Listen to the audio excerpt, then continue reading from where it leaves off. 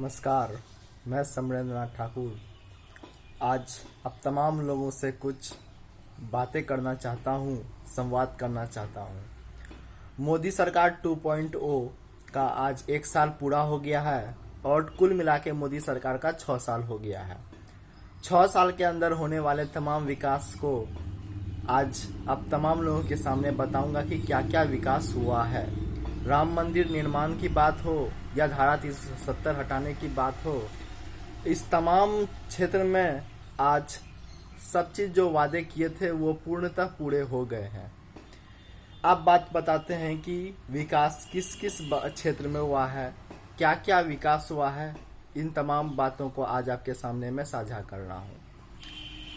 पूर्णतः निश्चित रूप से गांव में शहर से ज़्यादा विकास हुआ है। अब बताता हूँ कैसे। हजारों किलोमीटर सड़क का निर्माण हर गांव में हो गया है प्रधानमंत्री ग्रामीण सड़क योजना के तहत।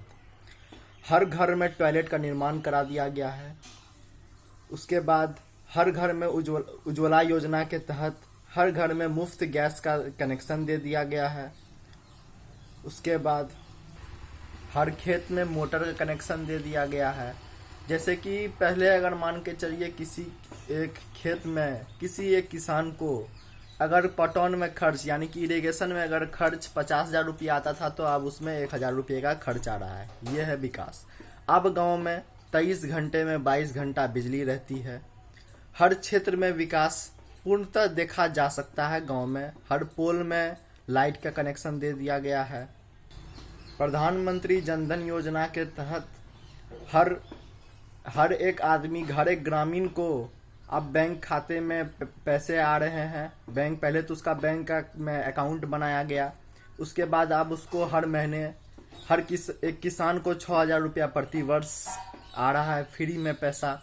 उसके बाद जो है 500 और वृद्ध जनों को जिसका 60 साल से वो बेसी ज़्यादा उम्र हो गया उसको भी जो है 500 रुपया प्रति महीने आ रहे हैं। इस तरह से कुल मिलाकर के एक परिवार में अगर देखा जाए तो लगभग अगर 3 आदमी है तो 18,000 टका जो है फ्री में आ रहा है। तो ये सारे विकास की बात है जो अब किए हैं। अब रहा वादे की बात, जो मोदी सरकार ने वादे किए थे। राम मंदिर निर्माण का मुद्दा हो, कांग्रेस जब सरकार में थी, एएसआई के report, archaeological survey of India जिसको कि एएसआई बोलते हैं, उसके रिपोर्ट को हमेशा दबा दिया करता था। लेकिन जैसे ही मोदी सरकार बने, भले ही कोर्ट का फैसला था कि राम मंदिर का निर्माण हो, लेकिन आर्कोलॉजिकल सर्वे ऑफ इंडिया का रिपोर्ट को दबने मोदी सरकार ने कभी भी नहीं दिया, जिसके कारण आज राम मंदिर बन पाया। और दूसरा मुद्दा धारा 370 हटाने का मुद्दा। एक देश में 2 प्रधान बिल्कुल नाजायज था, इसलिए आज धारा 370 हट गई। अब कश्मीर में भी श्री राम के नारे गूंजेंगे जल्दी। अब कश्मीर में वो जो 2 झंडे वाला सिस्टम था कि भारत का झंडा अलग और कश्मीर का झंडा अलग, ये सारे सिस्टम खत्म हो गया है। उसके बाद जो है कश्मीर में अब आतंकवादी हमले कम हो रहे हैं। वो जो आतंकवादी नेता सब था उसको भी उसकी भी हरकतों को कुछ कम कर दिया गया है। उड़काने वाला काम जो किया जा रहा था कश्मीर में युवाओं को, वो उसमें भी कमी आई है। अब गांव हो या शहर, वो जो तार होता था एल्युमिनियम वाला, अब उसको कॉपर तार से रिप्लेस कर दिया गया है, जिसके कारण जो है अब अगर तार आंधी तूफान में अगर गिर भी जाता है तो किसी भी आदमी का देहांत नहीं होता है। बिजली चोरी भी अब खत्म हो गई है, चोरी वाला सिस्टम, चूंकि आप बॉक्स में घुसाना पड़ता है प्लग को, तो उसमें चोरी का कोई गुंजाइश ही नहीं है।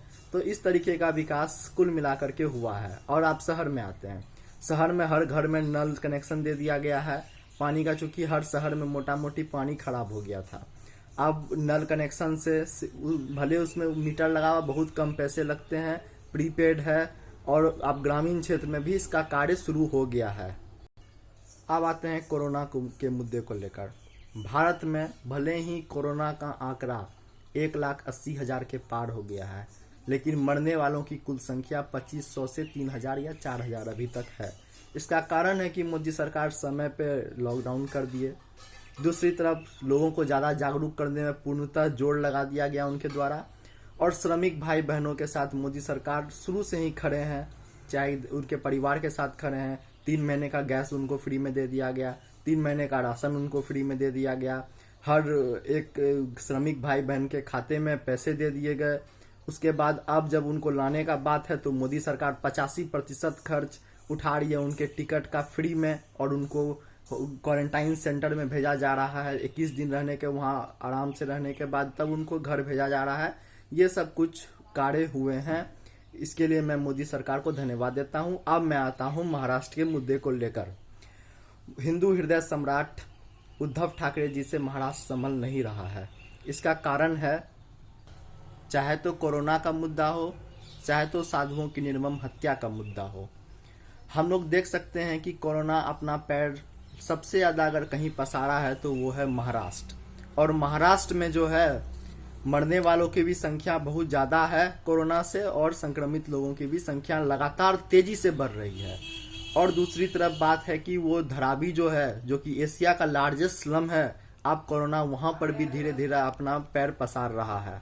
और जहाँ तक साधुओं की निर्मम हत्या का मुद्दा हो, हिंदू हृदय सम्राट उद्धव ठाकरे जी आज साधुओं की हत्या को जस्टिफाई कर रहे हैं। वो कह रहे हैं कि चोरी का इंजाम के कारण उनकी हत्या की गई। उनको धर्मनिरपेक्षता का इतना बड़ा मतलब चश्मा लग गया, लगता है कि जो है उनको साधुओं की निर्मम हत्या शायद दिखाई दे नहीं रही है। इसलिए मैं महाराष्ट्र के जनता से निवेदन करूंगा, अगली बार जब महाराष्ट्र में चुनाव हो तो भारतीय जनता पार्टी को पूर्ण रूप से बहुमत दिया जाए। एवं अब तो बिहार में भी चुनाव आने वाले हैं, तो भाजपा गठबंधन को पूर्ण रूप से वोट दिया जाए, पूर्ण रूप से बहुमत दिया जाए। और जो है अगर हम लोग विकसित मोदी, और मुझे पूर्ण रूप से विश्वास है कि मोदी सरकार के नेतृत्व में पूरे देश का अच्छी तरीके से विकास होगा। इसकी हम सिर्फ अपेक्षा ही नहीं करते, मुझे पूर्णतः विश्वास भी है। इसी के साथ मैं अपने वीडियो को अंतिम में ले जाते हुए आप तमाम लोगों का इस वीडियो को देखने के लिए हार्दिक अभिनंदन करता हूं, बहुत बहुत धन्यवाद करता हूं। और जयकारा भी लगा लेता हूं, जय भाजपा, जय भाजपा, जय श्री राम, वंदे मातरम। इसी के साथ बहुत बहुत धन्यवाद।